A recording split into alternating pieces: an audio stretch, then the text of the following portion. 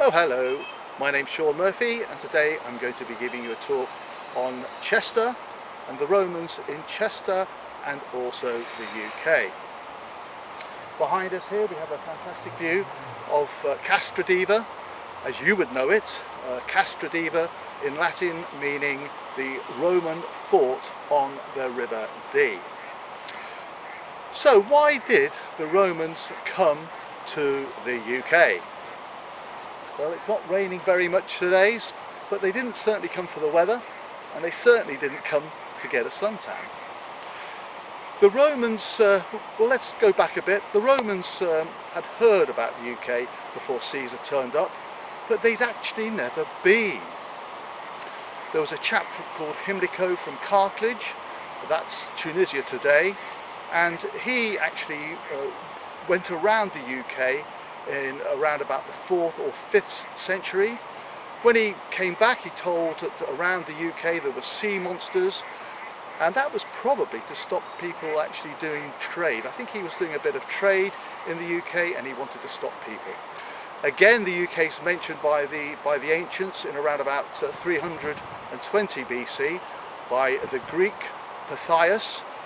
He again did another voyage around the UK. He was a bit of a scientist and he actually worked out that the moon had something to do with the tides. And both of them portrayed the UK as a mystical place and a land of tin. So, and you have to remember, back in 80 BC, the Roman world ended at Gibraltar.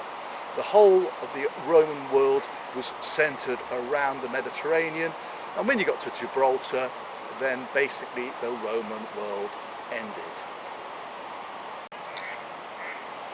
So Julius Caesar was fighting the Gallic Wars, and he was fighting them in France and in the Low Countries, and those wars went on from around about 58 BC to around about 50 BC, and he was fighting the anti-Roman tribes, the Belgi and the Eburons. They were in the Low Countries.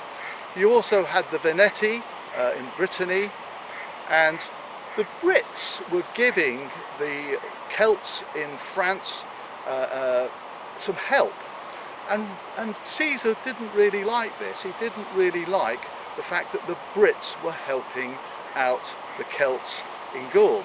So what he decided to do, he decided to teach the Brits a lesson. So in the summer of 55 BC, Caesar took 2 legions over to the UK, and that would have been between 12 and 14,000 men, and that would have taken him 200 boats, or he would have used 200 boats to transfer these men across. Now, he was meant to land at Dover. The plan was for him to land at Dover, but the Veneti actually tipped off the Brits that Caesar was coming, and the Brits actually were there waiting for him.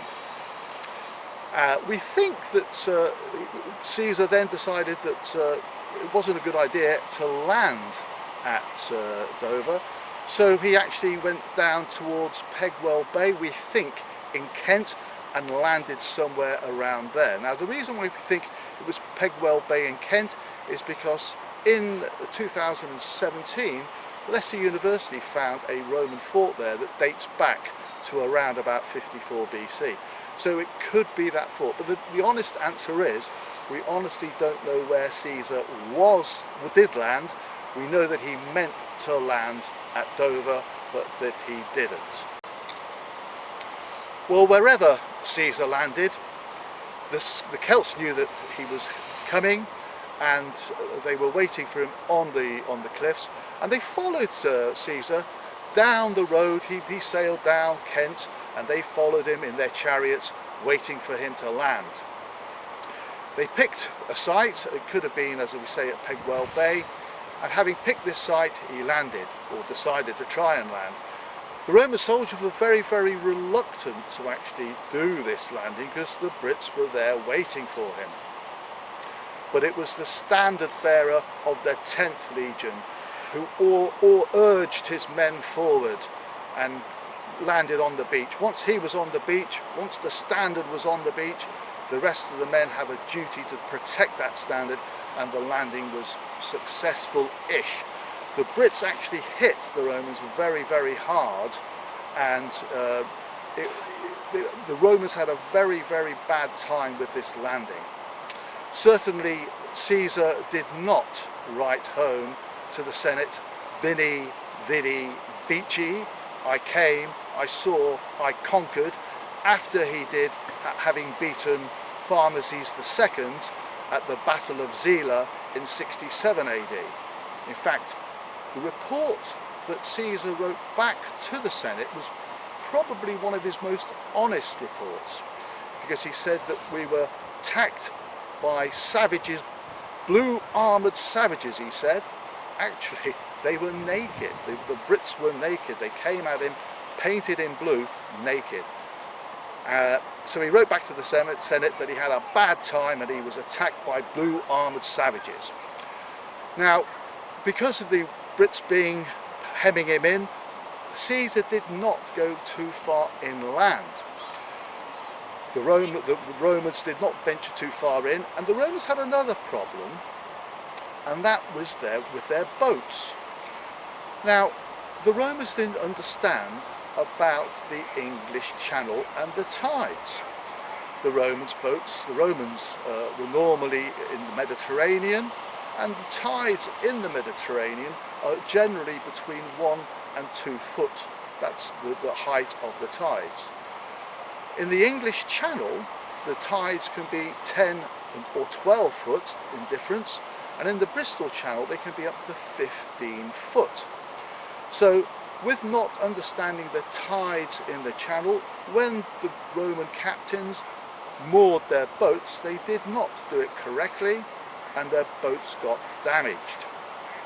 So most of Caesar's time was spent repairing his boats, and he put the legions to work doing that.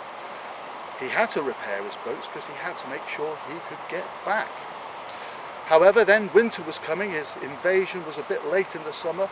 Winter was coming and his supplies were running out. So Caesar sensibly decided to go back to Gaul while he still could. You would call it today a tactical withdrawal. I would call it a retreat. So, having done his tactical withdrawal and going back to Gaul, the news got back to Rome, to the Senate, that Caesar had been to Britain, and the Senate actually issued a supplicato that was a public holiday for 20 days. Now, normally the Senate would only issue a supplicato for 2 or 3 days, or maybe 5 days. 20 days for a supplicato was a major event.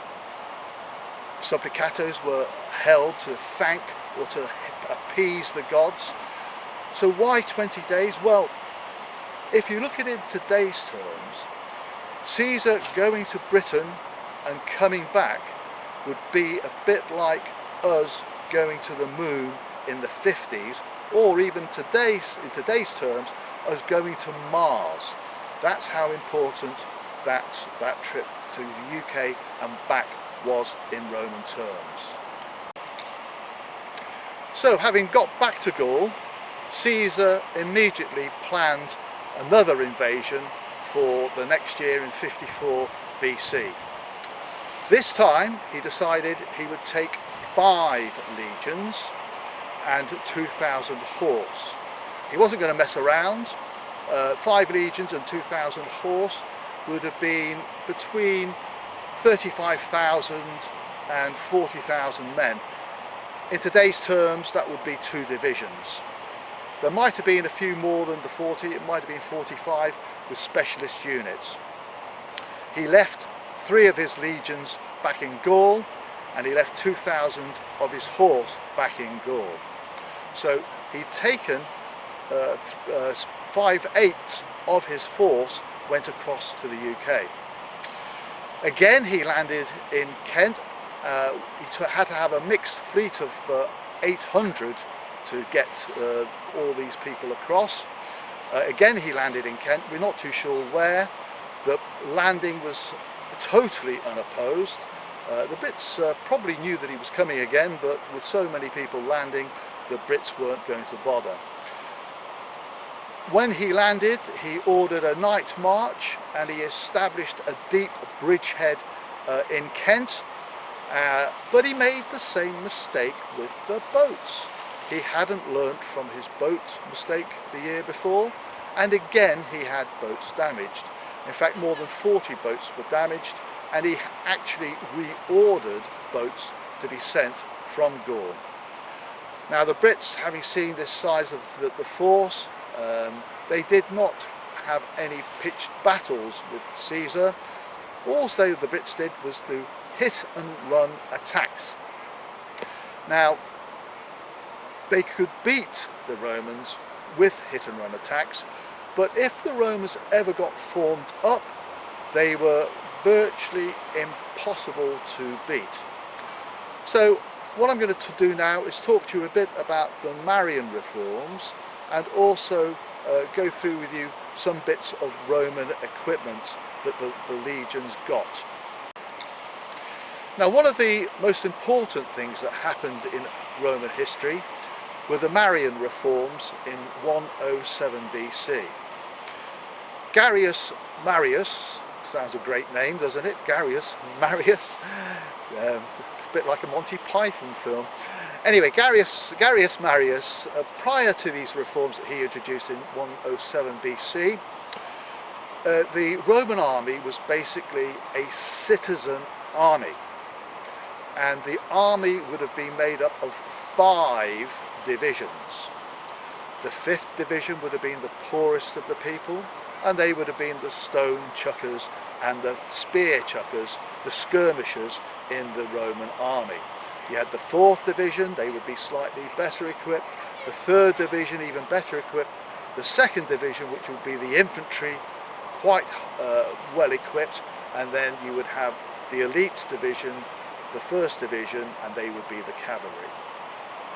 Now, to get a Roman army, a citizen army, into the field, it would have taken weeks or possibly even months. So Gaius Marius decided to introduce these reforms, and after these reforms the Roman army became a professional army. The first major change that Gaius Marius made was that the century was reduced from 100 men to 80 men. The century was led by a centurion. Now each century was then divided again into 10 contriburia, and that was led by a deaconus. That word actually now translates into the deacon. The contriburium contained 8 legionnaires. That was the basic unit of a Roman army. The century fought and marched together. They camped, ate and slept as a unit. Each man was responsible for carrying his own supplies, weapons, rations, and in fact these legionnaires were nicknamed Marius Mules because they were the first people prior to to carry their own kit. In the old days, before the reforms, there would be a massive baggage train with the citizen army. With the professional army, everybody had to carry their own kit, so the baggage train disappeared. It made the army far more flexible and far easier to actually act.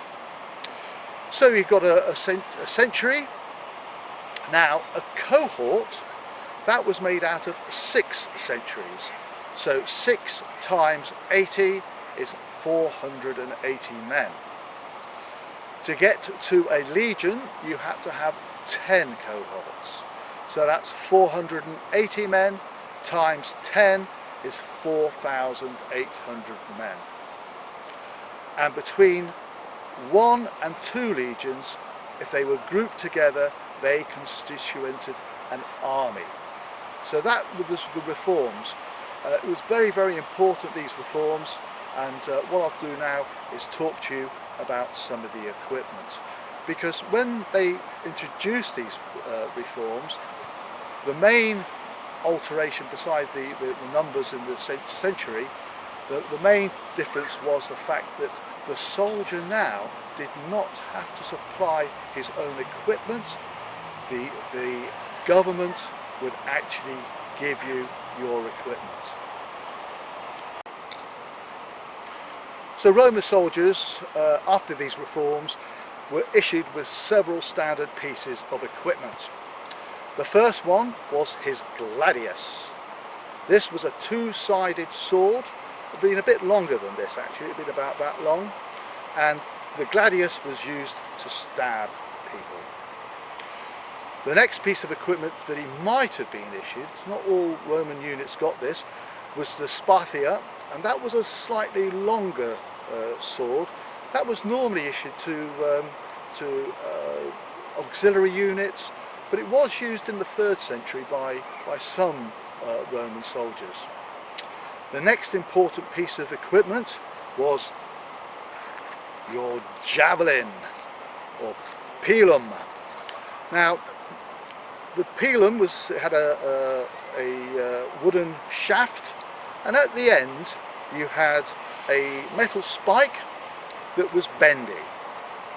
And what would happen is, before the Romans were attacked by somebody, they would throw the javelin at the enemy, and when the javelin hit and the metal bit hit either somebody or their shield, it would dig into the shield, it would bend, and it would render the shield useless. If it of course hit somebody that wasn't holding a shield, it would possibly kill them. So this was a sort of way of breaking up an attack. The next thing that a Roman soldier would have been issued would have been a spear, and that could have been used against a horseman, or again that could have been thrown as well. The spear they would have hang on to rather than throw. It was the javelin or the pilum that they normally threw. The next thing that you would have is your dolabra. Now a dolabra was a funny sort of tool that could be used as a weapon. It was part axe on one side and a pickaxe on the other side. The dolabra was normally used to make things, to make a camp, or to build a fort, or to chop through forests. It would be a useful weapon in close combat. You would then also have your dagger, or pugio. Now you would have probably 2 or 3 of these, maybe, well at least 2 anyway, because your dagger was your weapon of last resort. You could be in a battle, you could have lost your shield, lost your gladius, and then you could turn to your dagger or pugio to defend yourself. And of course, if you've got one in each hand, then that is some sort of defense. And you would ward it on your leg perhaps, or on your hip. On top of that, you would have had your helmet.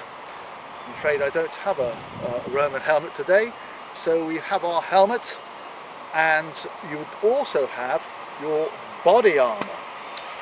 Now there was several types of body armour that the Romans had.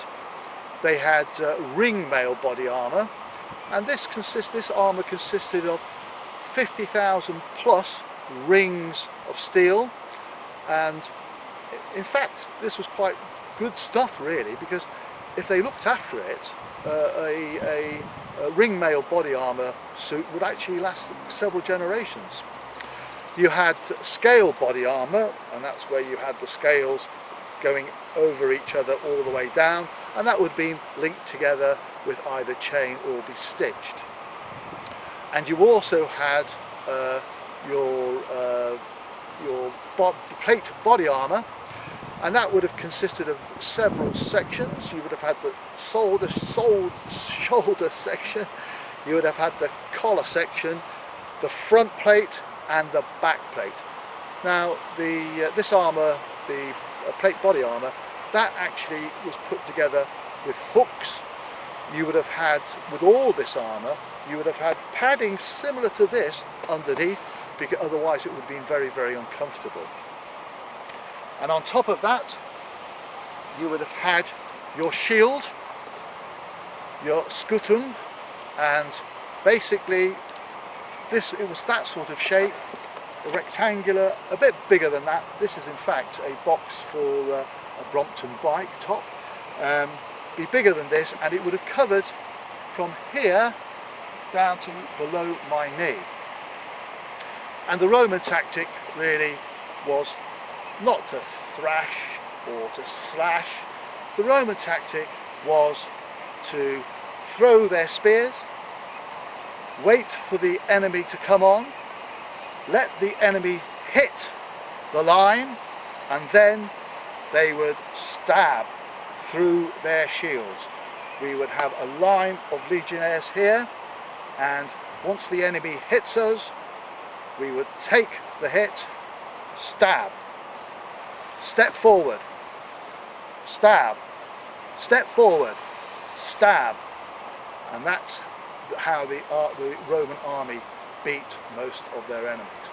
Once the Roman army was formed up, they were virtually invincible.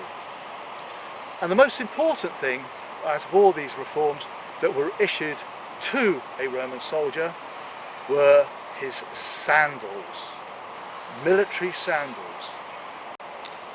Now the caliga was what the military sandals were called, and it does seem a bit weird, but remember, an army has to march, and these sandals were of a very good design, and it meant that soldiers could do the marches. A Roman soldier was expected to be able to march more than 20 miles in a day, and these sandals helped him. So back to Julius Caesar and his second invasion. Well, Caesar reached the River Thames. There is some story that he had war elephants to actually cross the Thames.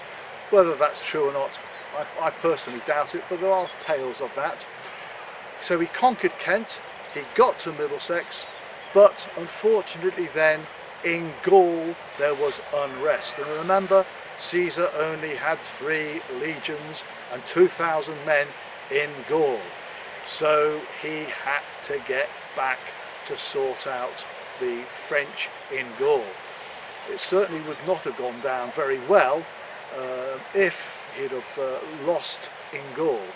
So he disappeared back and he left no Romans at all in the UK. There were further invasions planned, but nothing happened at all. All the Romans then did a little bit of trade with the UK. Then in 41 AD, we had Claudius came to power. Now Claudius wasn't a general, he was quite a weak man actually, he was a bit infirmed, but he needed some sort of victory, and he looked on the map, looked on the world map, and looked, well, there's the UK, that might be an easy target, an easy victory. And remember, Caesar had been there twice, he'd even been over there with 2 legions and came back okay. So let's have a go. So in 43 AD, Claudius got together 4 legions, the 2nd, the 9th, the 14th and the 20th. The 20th legion is the legion that was based here in Chester, Valeria Victrix, valiant and victorious. They were based here in Chester for over 300 years. So when Claudius brought the army across, They landed in Sandwich in Kent, and they weren't opposed in their landing, and they had many battles going up to the Thames.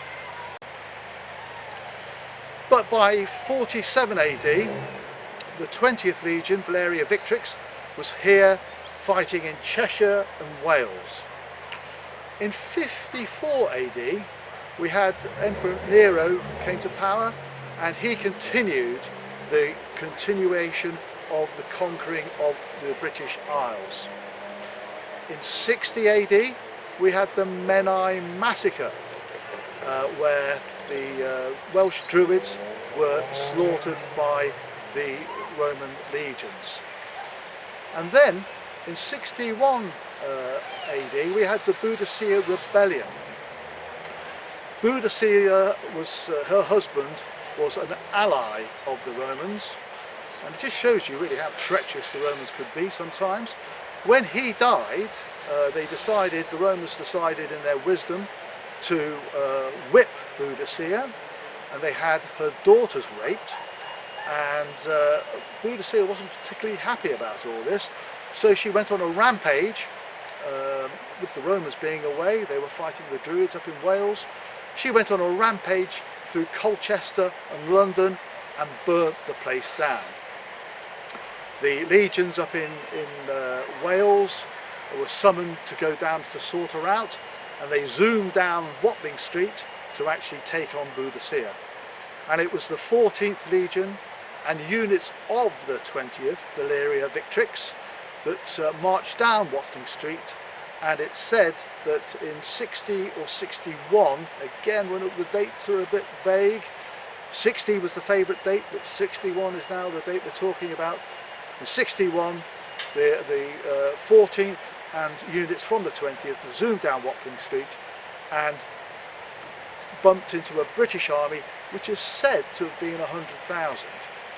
And the Brits were wiped out by the 14th and some units from the 20th.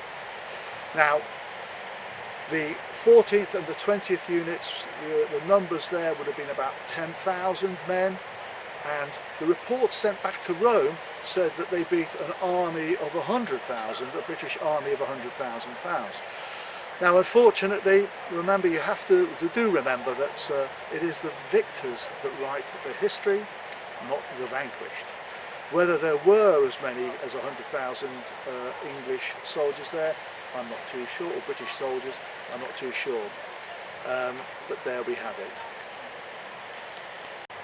So we know that the Romans were around here 47 AD, and we think that the Romans came here around about 50 AD, but we know for sure that the Romans were definitely here in 79 AD in Chester, or Castra Diva, the Roman fort upon the River Dee, because we found a lead pipe inside the park, and that has the Roman date of 79 AD in it.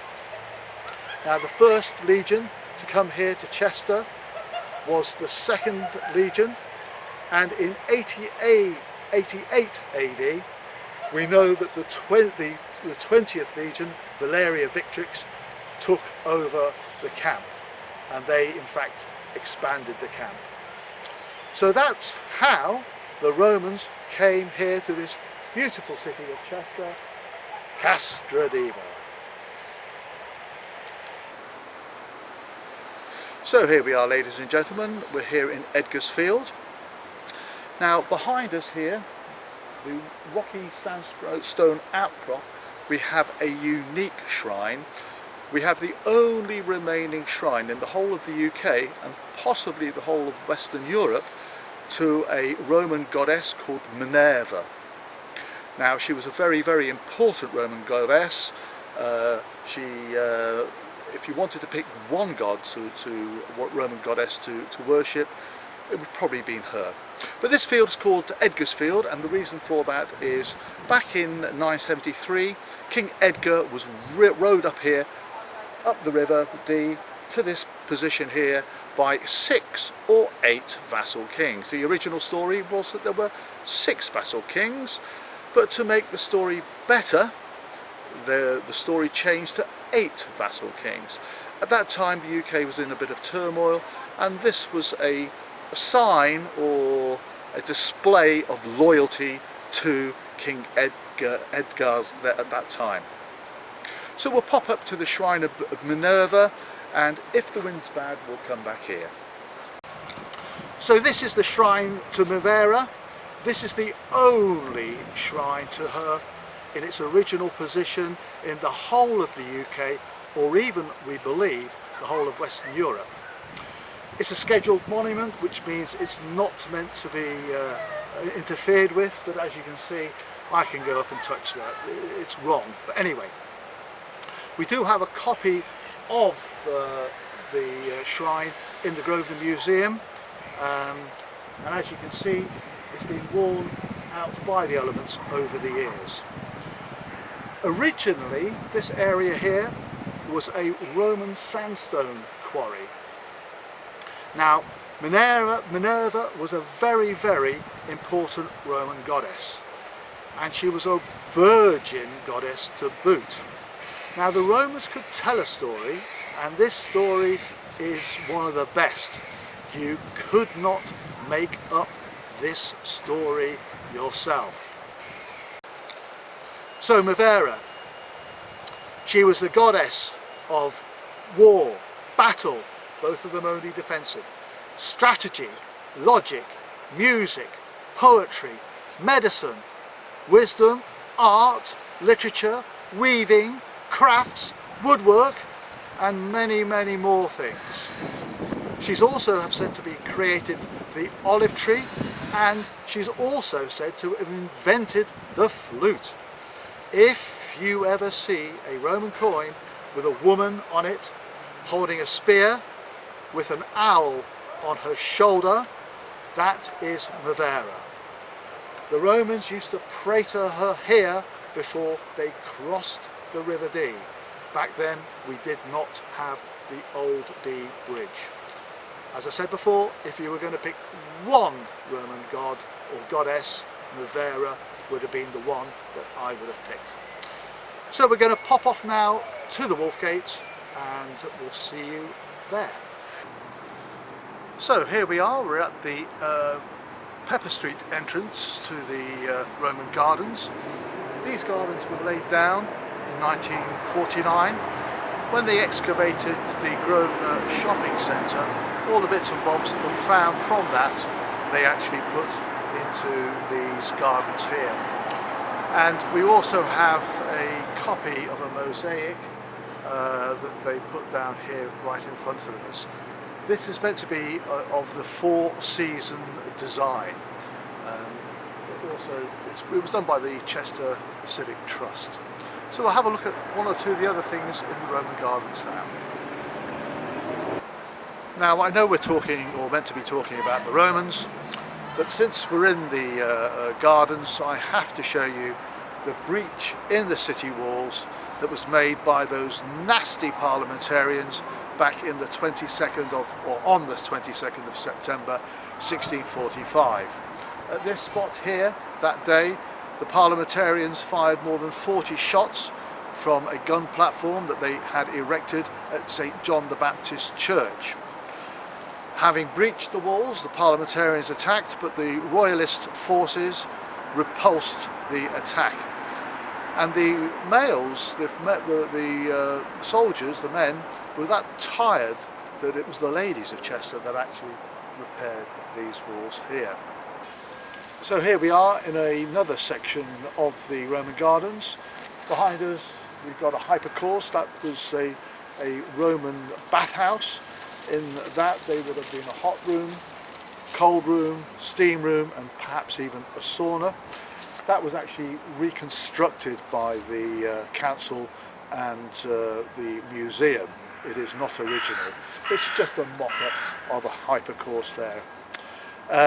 Now the Romans were well into their hygiene, and in fact they spent an awful lot of time keeping themselves clean. They used olive oil. They used to rub themselves olive oil on themselves, and then they use a strigil to actually scrape the dirt out of their skins. And they'd put the waste actually on the floor and on the walls, and that would be collected. The bathhouse was a very, very important part of Roman life. The Romans liked keeping clean. After all, remember, they were not barbarians. This area, after the Romans were here, this section of the walls here, outside the walls we are now, was used. They had a clay pipe factory around here somewhere. We're not too sure exactly where it is, and that was in the 17th century.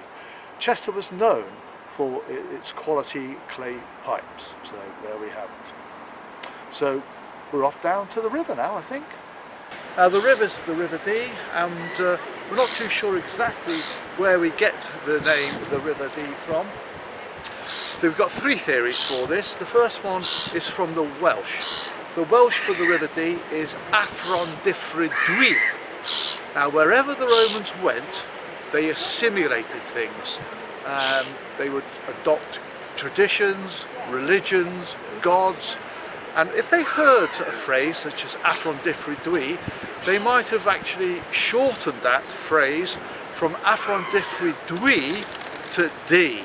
The Romans did that a lot. They shortened their words, and in fact, when you're doing your Latin translations, you will have quite a difficulty or problems a lot of the time because of them shortening words. So that's the first one. First theory, Affron-dyffryn-Dwy, they shortened it from Affron-dyffryn-Dwy to Dee. The second theory is that the Latin for divine is divus. So again, divus to Dee. There's a third theory, and the third theory is the Roman fort is called Castra Diva. Again, Castra Diva to Dee. So we've got three different theories there on how we got the name of the River Dee. If you're a betting man, and I do have the odd bet, the money would be on Affron-dyffryn-Dwy. The Romans had over 300 years to hear that word with the Welsh around here, so that's where my money is. So here we are at the Roman strong room of Castra Diva. This would be very, very close to the command centre and the Principia. Now this strong room was on two levels. There was a downstairs part and an upstairs part. You can actually see that if you look down there. In the downstairs part there would have been the salt and also the money. The money was to pay the legionnaires, obviously. They got a monthly salary. In fact, a private got 188 dinar a year. An auxiliary actually got more than that. He got close to 220, but he got hit with expenses. Also on the top area here, we would have had the banners for the legion. Now these banners, the banners for the legion, were the most important things. Once a banner was raised, a legion would defend the banner to the end. Also in the top part of this strong room, there would have been a shrine to the gods that was associated with the legion as well. Now the Romans were very, very superstitious. Inside the fort there were no people buried. They buried all the people outside the fort. They were scared of the goats. The strong room was guarded 24/7, and the commanding officer's quarters would have been guarded also 24/7. So this would have been very, very close to the command centre. So here we are at the Wolf Gate, or otherwise known as the Pepper Gate, this tiny little black gate here. Over my head, over my right shoulder here, the bridge there is called the New Gate. That gate was only put there in 1938. Prior to that date, all the traffic coming into Chester, this side of the city, had to go through the Pepper Gate or the Wolf Gate. depending which you would like to call it. It was also actually called the New Gate as well, but that's a different story. I call it the Wolf Gate. This street here, to my left here, that is Pepper Street, and that's where they used to sell the herbs and spices in Chester back in the Middle Ages. Oh, by the way, when people added spices to their meat, it was generally not because the meat was rancid, it was because they liked the flavour. To buy meat cost you an awful lot of money, and you would not normally, as a rich person, eat rancid meat. So there we are. We're going to pop the other side of the walls here to have a look at some of the old Roman remains there. So we have the Wolf Gate or Pepper Gate again, and these remains here are some of the remains of the old Roman East Angle Tower. This is as far as the Roman walls came. The Roman walls then turned into Saxon and Norman walls going down towards the river. And you can see the size of the walls. You can imagine trying to get a ladder up there. So this is Pepper Street, and the Roman walls went straight down this street here, and you can see the other going towards the Albion, the Norman and Saxon walls there. We're inside the city walls now. So here we are at the amphitheatre behind me. We only found this amphitheatre by accident in 1929. Back then they were building the road here that comes around this side here.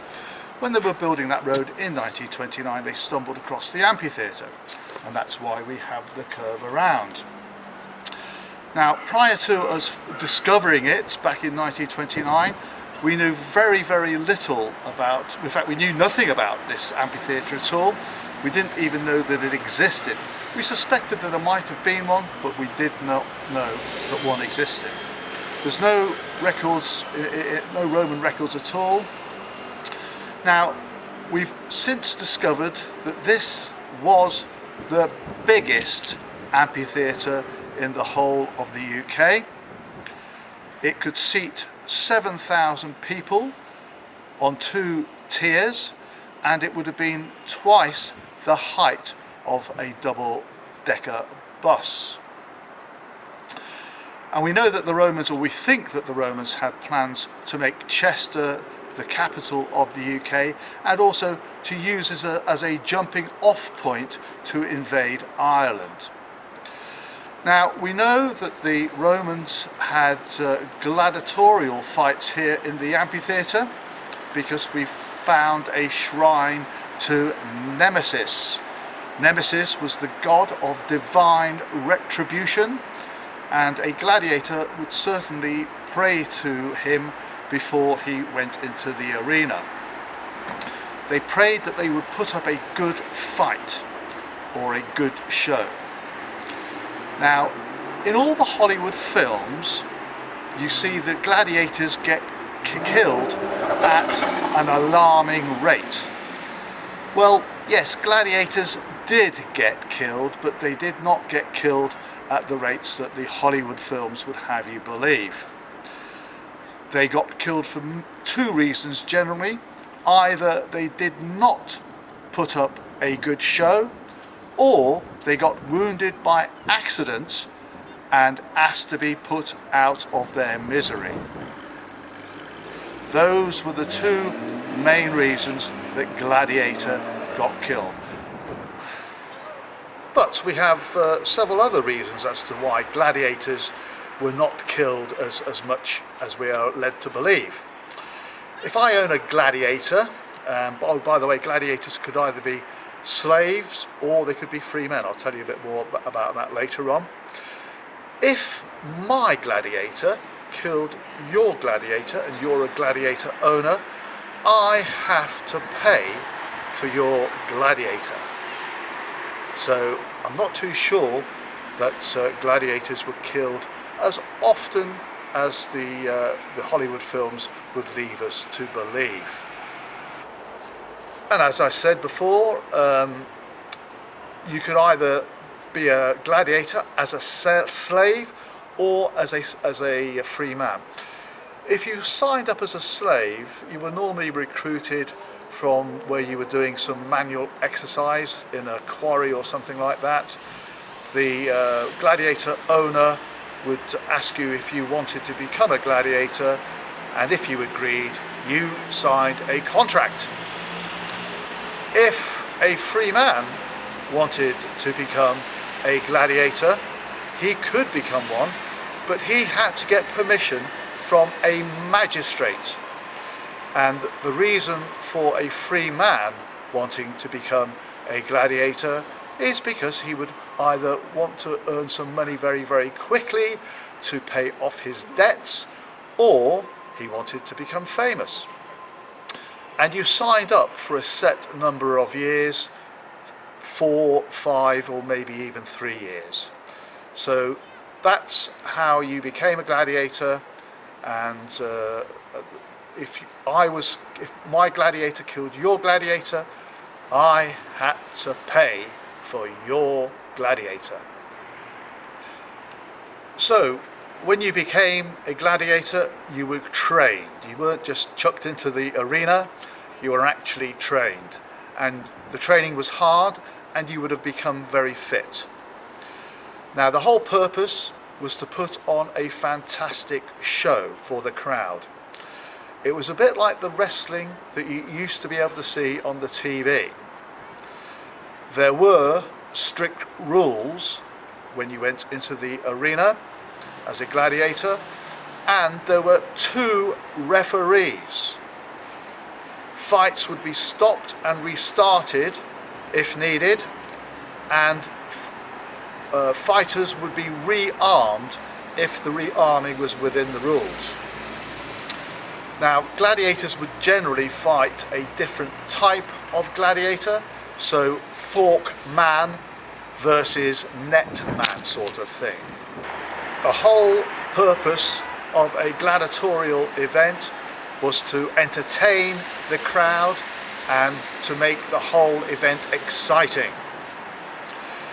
As long as both gladiators put on a very good show and entertained the crowd, it is 90% certain that both gladiators would survive. If one of them put on a poor performance, then that might be different, and then perhaps that gladiator might be put to death. But if anybody was put to death, it had to be decided within the rules, and before anybody was put to death, that was then decided by whoever was the sponsor of the event. The local commander or the local leader would actually decide that. Whoever was paying for the event would give the death signal. So it was the sponsor of the games who would ultimately decide if somebody was to live or to die. Now, I have to dispel another myth given to us by Hollywood about the thumbs up to be spared and the thumbs down to be killed. This is total nonsense. Yes, there were signs to be killed and a sign to be spared, but it wasn't the thumbs up or the thumbs down. Now, there were signs for the killing and sparing of a gladiator, and this is what they were. If you were going to indicate that you wanted a gladiator killed, the thrusting of a thumb, the forward thrusting of a thumb in a clenched fist.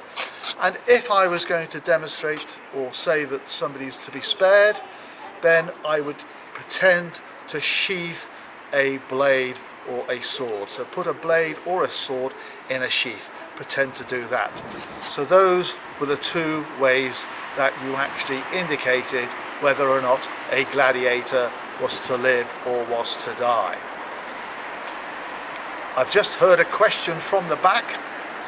Were there any female gladiators? Yes, there were. They were called gladiatrix, but they were quite rare. You would have been very, very lucky to have ever seen a female gladiator, but they did exist. And the reason we know that is we found one or two buried, so we know that they actually did exist. The gladiators pitched against each other, would have league rankings, and they would try and make it as equal as they possibly could. And remember, you would have normally two different types of gladiator fighting each other, and that was to provide the excitement. If you were going to turn up here yourself, what happened then? Well, it was free to get into the amphitheatre. The sponsor gave the games to you free, and that was to gain favour. You would probably turn up fairly early to try and get a good seat, but your position in the amphitheatre was decided upon really what your social status was. The higher up in society you were, the better position in the amphitheatre you got. If the Romans came to an area such as Chester, where they were fairly new, they would invite the local nobles to come and watch the games to try and Romify the locals that way as well. So what would happen? Well, around about 8:30 or 8 o'clock, maybe even a little bit earlier, the arena would be opened, and half an hour or so later the first acts would appear, and they would be circus jugglers and the like to entertain. So that would start at around about 8:30. So after the circus act and the jugglers, around about 10 o'clock, we would have the cockfighting or animal baiting, and that would go on until around about 10:45, and they might have a short break then. At 11 o'clock or thereabouts, then we would have a few bouts of extreme boxing. The boxers would be, their knuckles would be strapped in leather, and in those straps there would be spikes. There were no rules to the boxing. Basically, the boxers boxed until one of them was knocked out. And having had the boxing, at around about 12 o'clock, they would up the tempo and they would start the public executions. Now, there were two main methods of being executed by the Romans. The first one was crucifixion, and the other was ad bestia, to the beasts. Now, contrary to all what you might have learnt so far, there was no standard method of crucifixion, and there certainly was no standard method of being killed by the beasts. If the Romans could invent something, then how they killed somebody, they were very, very adept at that. So, who got executed? Well, we would have had a number of people up for execution. The first one would have been the prisoners of war. You would have got rid of them probably first because they're troublesome, they might try and kill you, and they might try and escape. Then we'd have a look at the criminals. Roman deserters would be executed, and of course Christians would be executed as well. And if the beast didn't perform well, then it could well be that even the beastmaster was put to death as well. At 1 o'clock it would be lunchtime, and the upper class would all disappear off for a spot of lunch. The plebs would probably go and get something from one of the local vendors, or perhaps go home, but they might lose their seat, or they might have brought a packed lunch with them. But the rich would go and eat somewhere and then come back, and their seats would be reserved. So, having had lunch, at around about 3 o'clock, the minor gladiators would appear. They would normally fight animals to the death. They did not always win. You might get the odd minor gladiator fighting each other as well, but the minor gladiators generally fought the animals. And as I say, they didn't all survive, but most of the time they did. So after the minor gladiators, the major gladiators came on. Now these boys had to perform. We had 2 referees controlling the fight, and there were very, very strict rules. But as long as these 2 guys put 110% into the fighting, then there was a 90% chance that they would actually live after the bout. After all the fighting then and the gladiatorial competitions, then there would be a winding down ceremony and everybody would leave, and I suspect that a few people would linger as well. So that's basically the amphitheatre, and what we're going to do now is we're going to pop down and have a little look-see around the inside of the amphitheatre. I did try and film earlier on this week in there, but the sound was not good, so I'm not too sure exactly how we're going to get on, and I'm not too sure, to be quite honest, how we've gone on up here. Off to the amphitheatre. So here we are inside the amphitheatre itself, and you can see clearly the 2 different layers of stone construction that we think that the Romans did. So here we are inside the amphitheatre. Notice that the Romans would have lined the inside of the amphitheatre itself with yellow sandstone. That would have been to make sure that you saw the blood. This horrible contraption here, this building behind the amphitheatre, is called D House. Because unfortunately it's a listed building, we're not allowed to knock it down and discover the other 2/3 of this amphitheatre. The inside of this amphitheatre would have been around about 120 by 160 or thereabouts, and if you look in the middle there where the little chap in red is standing, there would have been a stone in the middle of the arena that prisoners could be tied to be when they went ad bestia.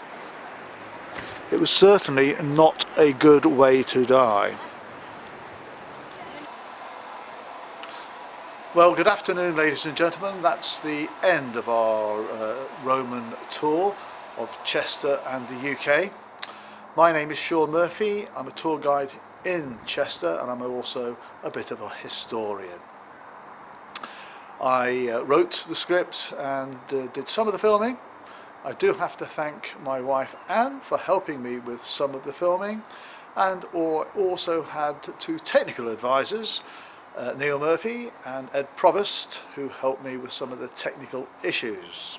Another one of the technical issues that I have to thank other people for is the people that provided me with the VSDC video editing software, and a chap who I've never met called Ed Ricker, who on YouTube showed me how to operate this software.